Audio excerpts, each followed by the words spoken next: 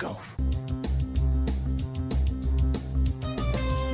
Get ready, get set for the best movie and pop culture talk in the universe. It's The Good Brothers on Mercado Airwaves with your hosts, Alex Mercado and Mike Mercado. Welcome back to another episode of The Good Brothers. I'm Alex.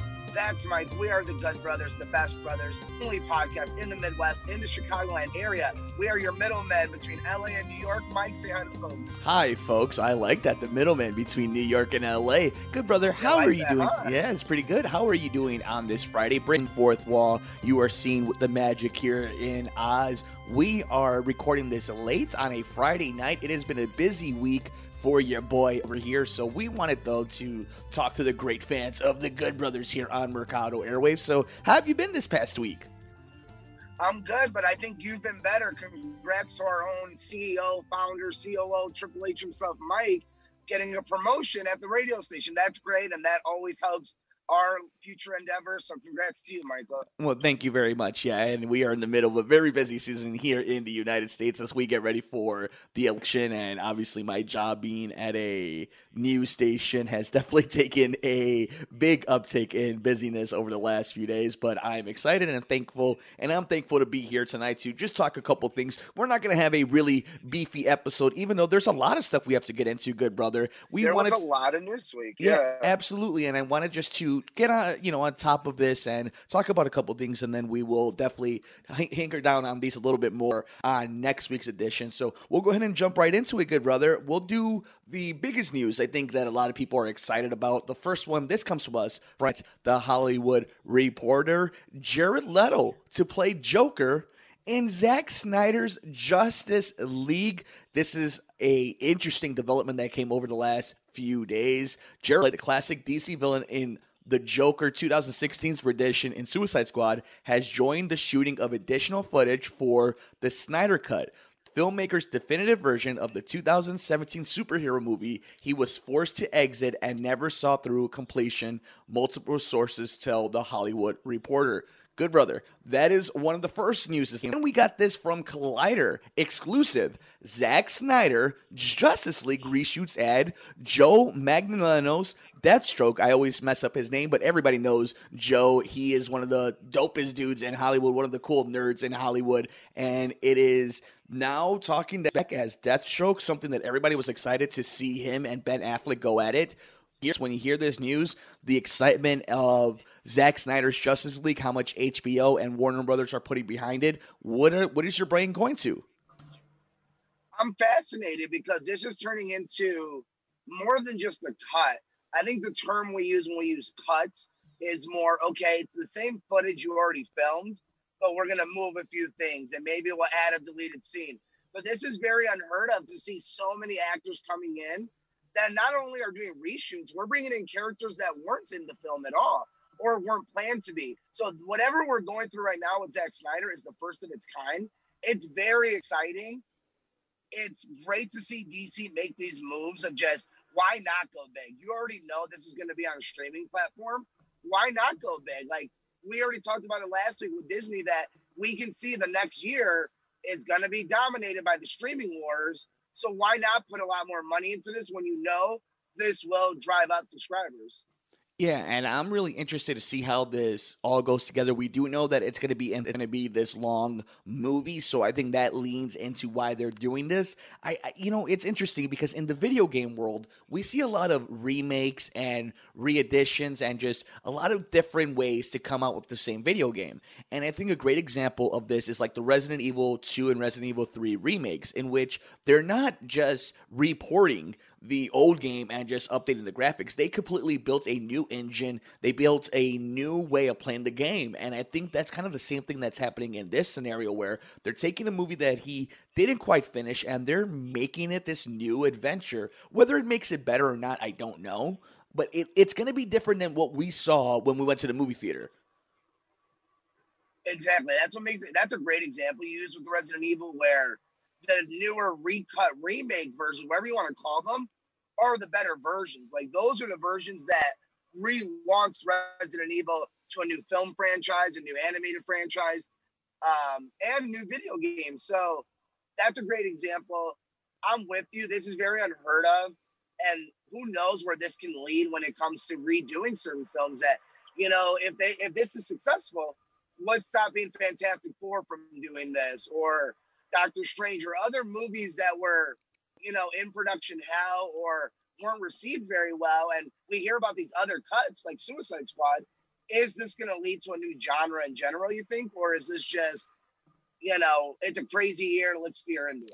I think a lot of it is just X factors that we have to take into account, but also it's the investment on some of these companies. Like, how much investment is somebody like a Universal going to do for, you know, what they would do for Fast and the Furious compared to like a little more unknown property, you know? Like, we're talking about Time Warner, we're talking about Disney, but Disney hasn't even done this yet. So I don't know. I don't think this is going to be a trend. You know, everybody was wondering when George Lucas did this, when he was re-editing his old versions of Star Wars, that was Stanley Kubrick going to do this? Was Martin Scorsese going to do this? Was Quentin Tarantino? And nobody really did it besides him. So I think we're just getting the definitive edition. They wanted to make this investment. They want to be part of these streaming wars as much as anybody else. We see what happened with Quibi, so we know that it's a dog-eat-dog world. So I think it's just times and circumstance, in my opinion.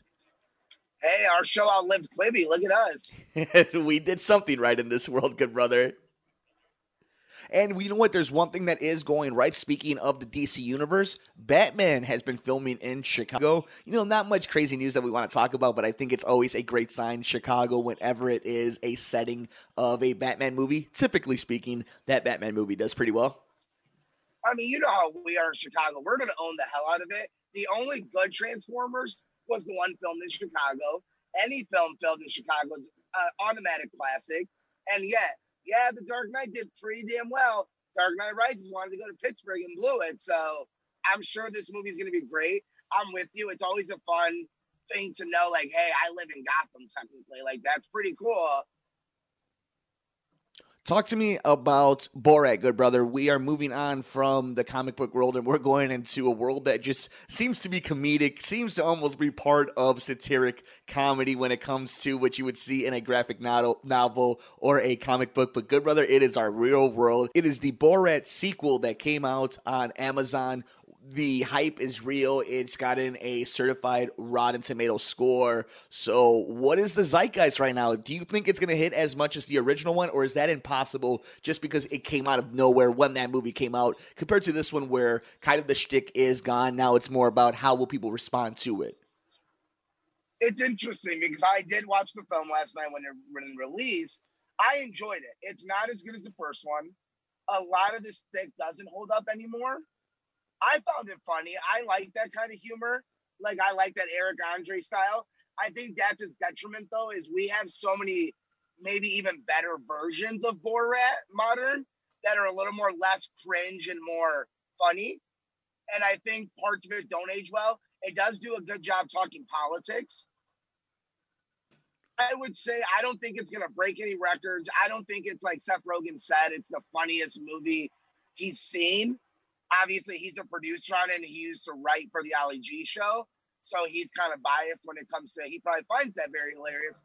I don't think it sticks around as much. The country wasn't as divided back then. So I don't see a lot of, you know, Republican or Trump supporters really loving this film. And I don't really see a lot of, you know, families loving this film. Like, I just don't see this film hitting the same way Borat did. Borat was so special and random at the time, and it was the first of its kind that everyone was into it. Even if you didn't like it, you knew about it. You were into it. This one I can see going over people's head. I can see it, people complaining that it's too political, and maybe that humor is just not warranted this day. But I think it's worth the watch. If you like the first Borat, you'll like this one. I don't think you'll like it as much, though. What do you think about the Rudy Giuliani? Because say what you will, whether it was better than Borat or whatnot, it did have a scene, obviously, that now has hit the pop culture. It seems to not be as quotable. I haven't heard a lot of quotes from the movie. I have yet to see it. It has only been out for 24 hours, so there's going to be a time period of that. But in today's day and age where social media would have things of hashtags and whatnot, the only thing that has really hit the zeitgeist in that sense the same way the first one did is the Rudy Giuliani thing. So with that in mind, what do you think about that scene and kind of how it's hit the mainstream and kind of society right now? So I think Sasha Baron Cohen said it best, and I'm on a huge kick with him because he's been my, We'll my talk about Thursday it. night release. We'll talk about the other one he did. We'll talk about what Sasha Baron Cohen is. I'm hot on him. I think he's amazing. I think he's going to Oscar. He said it best when he said, "Can you imagine what he did when he did it? When there wasn't people texting him, when there wasn't producers around. Like, can you imagine when there wasn't a camera crew, what this man must have done?" And I think that's so simple yet so scary to think about. Of like, this is how ballsy he was to do a kind of move like this when he knew people were like at least listening, at least around. Imagine what he did when they weren't around. I think that's the best way to approach it, where it's like, it's almost scary. But again, you and me are very much like, I have to laugh at these moments of like, man, like, this is the world we live in. We're like, now we have a pictures and video of this kind of like creepiness that we all know about. It's very eerie to see it on TV. I can see at the very least, without watching the film yet, I will watch it at some point before we record the next show, it is not an embarrassment, it is not a letdown, and it is not a detriment to the original. It seems to be a nice addition to the series from what the general populace is saying who have seen it. So at the very least, there is this idea that it is a worthy sequel, which is nice in today's day and age to get something like that when we were never expecting a sequel. How could you expect a sequel of Borat? And he did it, and we got to give him credit for it. So I'm excited to see this movie. I think one of the reasons why a lot of people have enjoyed it is because they're not expecting Borat to be at the same level it was with the original. So it does kind of have that going for it, I believe. But we got to give Sasha Baron Cohen, that entire staff, credit for pulling this off, and I think for also giving something for what it seems that a lot of people are accepting in the lineage. I agree, and he's such a good actor that even if you don't love the movie, you can. It's a good film. Like, you know what I mean? We're like, I don't want to say it's a good film. How do I say this? You know, when there's a badly directed, filmed, movie, you can see it. You can see a bad movie. It's not a bad movie. Even if you hate the material in it, it's filmed well, it's edited well, it's directed well. It is what it is. So for an actor like him to do something like this when he wants to do projects like this, let them. And like support them in that, because the more they do projects like this, the more we do get Trial of the Chicago 7's then. And let's talk a little bit about that. He crushes it in that movie. You were gushing about it. We are getting closer and closer to Oscar season, or what would be normally Oscar season. Go ahead and give us a little bit of a review. You'll gush about it a little bit more when you're in studio, so we have some proper time to do it. But today's, just tell us what you thought about that movie. And now coming off of Borat, what you thought about Sasha Baron Cohen's portrayal in it and kind of the whole story of the Trial of the Chicago 7. The cast is superior. That's the best part of the film. Mark Rylance, Eddie Redmayne, Sasha Baron Cohen, Yahya Abdul. Just everyone in the movie was fantastic. Like, that casting, the director should get an Oscar, honestly. I think it's my favorite film of the year as of now. It just beats out The Five Bloods. I think Sasha Baron Cohen should get a Best Supporting Actor nominee and win as of now, from what I've seen. I can't recommend it enough. On a year where you're not able to go to movie theaters and you still are getting new releases, enjoy these new releases at home. And for those Oscar, pundits, this is great. Like, so for people like you and me, we're still getting those Oscar movies. And to me, this was the number 2 one I've been looking forward to, and it delivered. What would you say is the elevator pitch for somebody who's not familiar with this story, who wants to see this movie because of the hype of Sasha Baron Cohen, and when people are saying it might be an Oscar contender? What would be the elevator pitch to just the common folk? I think you got to pitch the cast, because the cast really does sell itself. The fact that it does take place in Chicago, Illinois, again, biased us, but not a lot of bad movies come out of Chicago, if I do say so myself. And it's relevant more now than ever, especially when we're talking about minimum in this country. Protests are happening. And everyone wants to dictate, well, what's a proper protest? What's not a proper protest? What is involving crossing state lines to protest another state's issues? This movie tackles the original case of that and gives you a little hindsight of where we are now compared to where we were 40 plus years ago. And maybe we haven't come in that far as we think we have. Grade the 2 movies, good brother. let's see, Borat, I'll give a nice 7.5. It doesn't strike the way it does, but like I said, you said it really nicely. You haven't seen any quotes jump out or pictures beside the drama. That kind of speaks for it. You know, Midway was the biggest thing in the world and still is to this day. You can quote the original Borat and people know you're talking about Borat. That character is in the zeitgeist. He is in pop culture. So a nice 7.5. Trial, I give a nice 9.5. I wish we could have done a little bit more with Yaya, and I wanted it to be a little longer, but it's a fantastic movie and my favorite of the year. Good, brother. Before you and I step into hell, you got anything else you want to talk about? Mandalorian coming out very, very soon. We will talk all about that. Super hyped about that. And obviously some news dropping about some streaming shows. We talked a little bit about Resident Evil, but anything else you want to talk about on this truncated episode of The Good Brothers? No, you know, go out and vote. And when it comes, like, well, we can give it a lot of little stories came out. Nothing too big. We kind of covered the Justice League and the reviews of the movies. That's about it. Yeah, let's get to some wrestling. Let's do it. So the Good Brother and I have a personal matchup in fantasy football. We will be settling our score in Hell in a Cell, and so will the WWE Superstars. And we will start off with, as we said, we're recording this. It is currently 9:45 in the greatest city in the world in Chicago, IL, and we are about to make our predictions. This is what's been official. So SmackDown has ended. We will start off with Otis taking on The Miz, and the winner will have the Money in the Bank contract. Man, that one's tough because I was keeping up while I was at work. I was kind of peeking in on Twitter and was having wrestling. That one's tough because I can see you already broke up Heavy Machinery. So it doesn't make much sense to not keep Otis with the briefcase. The Miz is a way better person to have it storyline-wise, heel-wise, and it's The Miz. But again, I don't think it makes much sense. If it was Morrison, I'd be a little more into it, I think. But I'm going to say Otis retains. Yeah, I'm going to go with Otis, too. This really hasn't caught my attention. I think a lot of it, too, is there's no way Otis is beating any of the guys who have the title right now. So I think that's why it feels a little weird. When there's certain guys who are champion and certain guys who have the briefcase, you're like, oh, there is a little bit of a chance that somebody could cash it in. But right now, there is no way. If Randy Orton can't spin Drew McIntyre and Roman Reigns is looking to fight The Rock at WrestleMania, Otis or The Miz aren't cashing in on him. Here's your out, though, and I think they did it really well when Carmella had cashed in with Charlotte Flair. And Charlotte went on that tear, and you could say she was the Roman Reigns female. And they did a great job. What was the night after WrestleMania when they brought in new people? They jumped her, and then someone came in, hit one move, and pinned them. I could see it being one of those situations eventually down the road, whether it's McIntyre or Reigns, where, you know, their next storyline that doesn't involve the title but still the main event does something to intervene, like a Goldberg, let's say. Then Otis comes in, takes the title, moves on from that, and we see maybe a Roman Goldberg without the title. That's where I could see, or maybe Drew and someone else without the title. That's more where I'm leaning if they do decide to do it.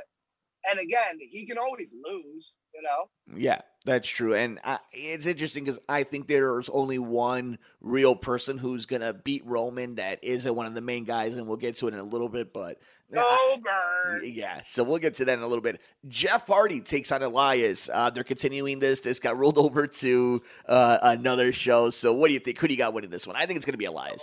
Yeah, he's getting a huge push coming. Yeah, so Elias wins this one.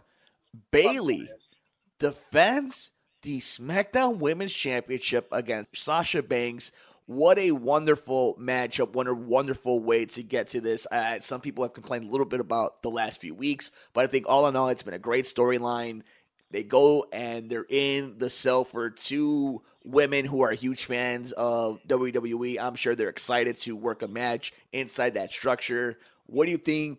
How does this work out? Does Sasha get the title with Mandalorian coming out? Does she go away for a little bit? How does this work out? Normally, she might be doing press, but there's no real press to be done. So how does this work out in Hell in a Cell?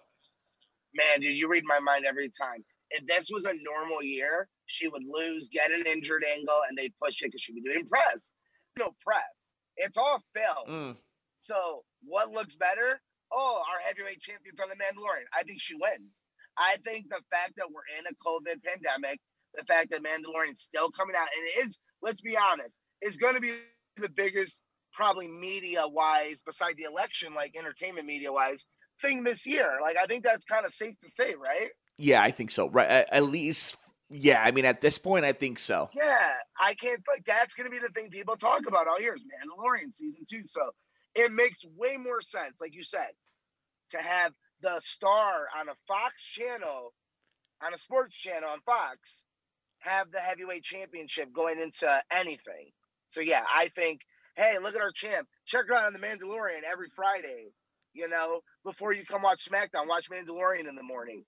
And from what it seems like, is she's probably going to be a pretty big character. Yeah, I could see it going down that way too. The only way I think she loses this, and they want to get this to Mania, is they have Bayley do something crazy to her, and they do an injury angle, because you can do an injury angle when you have 3 cell matches on one pay-per-view. And this one deserves it if it's going to be one that has it. So I'll say Bayley wins and they do an injury angle, but I think most years I'm with you. I'm 100% with you. It could totally be Sasha. I think it's Sasha because I think the fans want it. I think, listen, who hasn't been wrestling the last few months? Yeah. Becky, Ronda, Charlotte. Like, no offense to Bayley and Sasha. They're going to strike now while it's hot. When we're talking about WrestleManias, we're going to discuss those 3 females that headlined at the last live one we had. So, Yeah, and so just to be fun, we'll go ahead and split it to see, just so we have something on the scoreboard.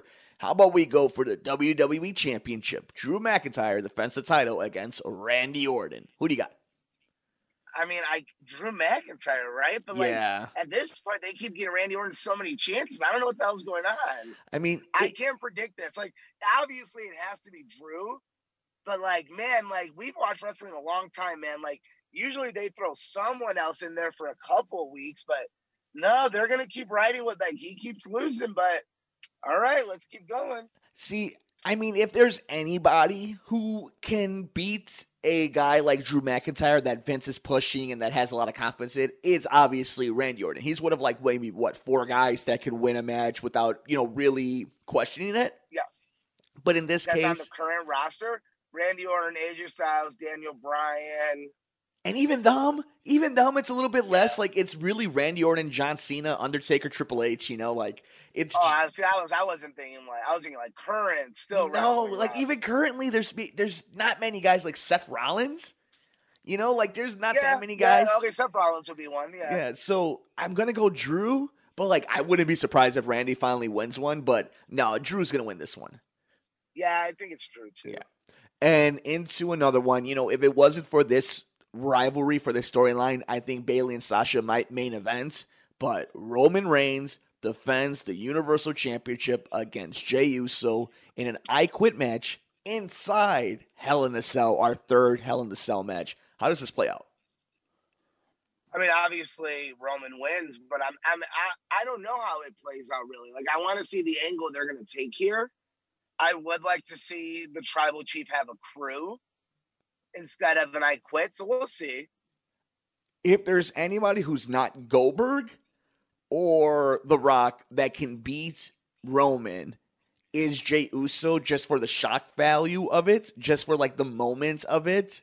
I don't think it's going to happen, but this is what I was saying. If there was one person who they've done enough, where they've tricked you enough, they've worked you just enough to say, oh, he might be able to win this one, has been Jey Uso. But obviously I think they're saving Roman for a few different things. They're saving him for either The Rock, but if The Rock can't make it, they're saving him for Goldberg. And I think the only one that's not done is Big E. And you can tell with the social media push, and now he's doing the rounds. He's winning the Rumble, I think. But I could see him eventually. Like, I could see the whole story playing out that Big E has to win the Rumble, gets to Raw with the New Day, and becomes champion and beats McIntyre. That'd be interesting. So I'm with you there. I don't think Big E is going to be. I think Roman is a Goldberg or a Rock thing. Yep. Yeah. And I don't even think he'd lose to either of them. But that's who his big rivalry is. I don't know who he loses the title to. I really don't at the moment. Yeah, I can't see it, but he's. I mean, to be honest with you, they've booked both Drew and Roman very perfectly. Like, they both shouldn't lose. They both can't kind of lose because they're like, no, they're both good at what they're at right now. So yeah, I think it's Big E winning the Rumble, heads back to Raw with the New Day. I did it by myself. I got here by myself. Blah blah. kills it. I got things I got to say about the way they're booking Keith Lee, but I don't have time for it right now. Man, that's not. And Retribution. But hey, WWE, it takes a couple years. If you can give them, the first year ain't gonna be great. Yeah. So no matter what. And stop and give my man a push. Don't be cowards with Mustafa Ali. Let's do this already. Those are just my every pins. Week now, man. He's got TV time every week now. Last wrestling topic we'll talk about before we wrap up here on this truncated edition of the Good Brothers.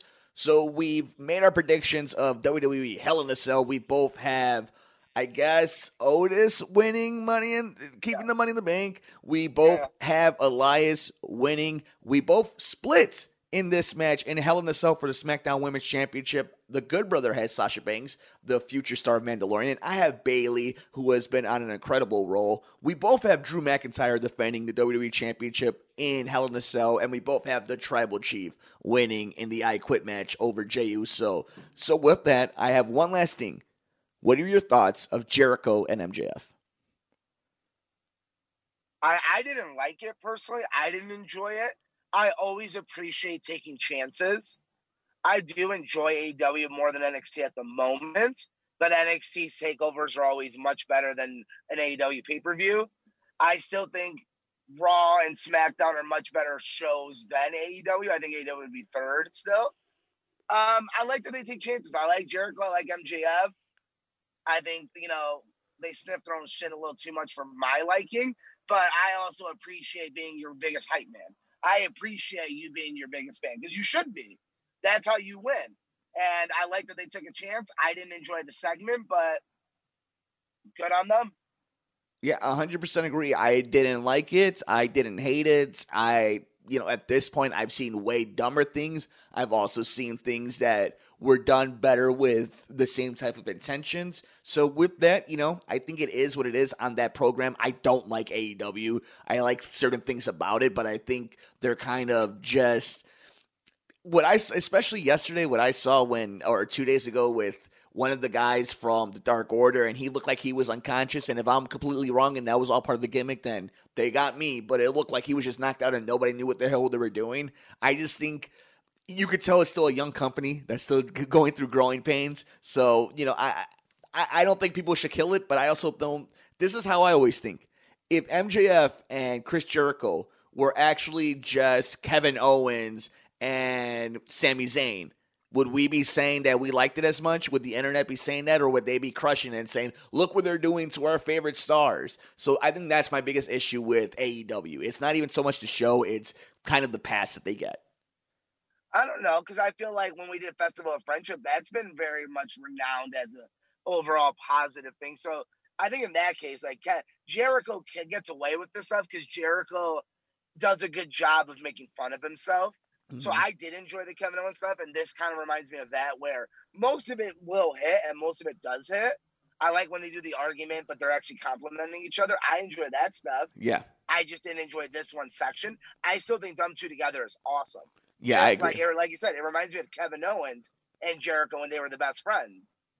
Absolutely. But Good Brother, that is it. We are done with this episode of The Good Brothers. Thank you so much for taking some time for us. Thank you, everybody, for joining us super late. We hope you guys have a wonderful weekend. Good Brother, I hope you have a wonderful weekend as well, except for fantasy football. May your team suffer a devastating loss to your older brother's hands. Follow The Good Brother on Twitter at Mercado21Alex. I'm on Twitter at Mike and Media, and the show is on Twitter at Good Brothers Pod. Good Brother, any last words? Last words. For the Good Brother himself, Alex Mercado. Adios. I'm the Good Brother, Mike Mercado. We'll see you in the next episode of The Good Brothers here on the Mercado Airwaves Network. Thanks for joining us here on The Good Brothers, here on Mercado Airwaves.